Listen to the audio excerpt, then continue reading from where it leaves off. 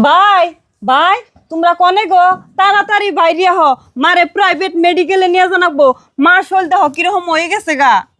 দিলরা আমার বোনেরা জানে কি নিকে ডাক পারতেছে যাই একটু হুইনা আহি। তোমার জান লাগবো না, তুমি চুপ করে ঘরের ভিতরে বয়ে থাকো। তোমার বোনেরা কে নিগা ডাক পারে আমি শুনুম নি, আমি গেতাছি। কি হয়েছে এত চিল্লিয়া ডাক পারা ধরছুন কেনেরা? চিল্লাম না যে মা যে এত অসুস্থ হয়েছে মারে তাড়াতাড়ি প্রাইভেট হসপিটালে নিয়ে জানাবো। আবার প্রাইভেট মেডিকেলে নিয়ে যান নাকি? প্রাইভেট মেডিকেলে নিবেন আন্নেরা নিয়ে যান গে? আন্নের ভাইয়ে নিয়ে যাবো কে? আন্নের ভাইয়ে কি একলাই হয়েছে আন্নের মায়ের পেটে কোনে? না আন্নেরা হয়েছুন সম্পত্তির ভাগ তো খুবই সমান সমান নিয়ে যায় হবান। আঙ্গ তো টাকা পয়সা নাই, আমরা প্রাইভেট মেডিকেলে নিয়ে যাই হারুম না, সরকারি মেডিকেলে নিয়ে চিকিৎসা করুম। ভালো হইলে হবো, না হইলে নাই। বুঝি হুন স্বাভাবিক কথা ছাড়বা। হ তাই তো দেখতাছি। আর ভাবি মারে যদি আঙ্গ চিকিৎসা করার নাগে আঙ্গ দুই বোনের ওয়ারিসের মাটিতে যে আপনারা বাড়ি বিটে বানিয়ে রয়েছেন তাহলে আপনারা বাড়িতে থেকে নেমেছেন এই মাটি বেছে মারে চিকিৎসা করুমনি।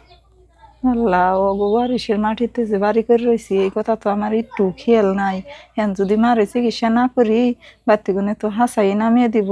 ইনির বাগের সম্পত্তি যে হ্যান্টি সব তো আগেই জুয়া খেলিয়া ফুটাই দিছি। তার কি কাম আছে? সুখেছে 2 লাখ টাকা আছে, ওড়িয়াই নিয়ে মারে চিকিৎসা করি। ভাবি আউল মুখি মুখ ঘুরে আবার ফুসফুসিয়া কি কন?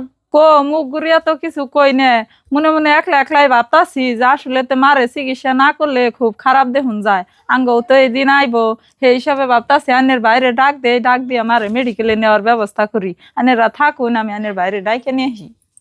বুঝি তুমি একবার উচিত কথা কইছ, এই কথা না কইলি মাকে মেডিকেলে নিত না, এখন একলাই শিকার হইলো। হ তুই ঠিকই কইস, শীত আঙ্গুলে গি উঠে না দেখে আঙ্গুলটা বেহা করলাম। বুঝি এই জানের বাইরে কই টাকা পয়সাও নিয়ে এলাম, নন যায় হারাহারি মারে মেডিকেলে নিয়ে যাই। ও বাবা নন তারা তাই ধরো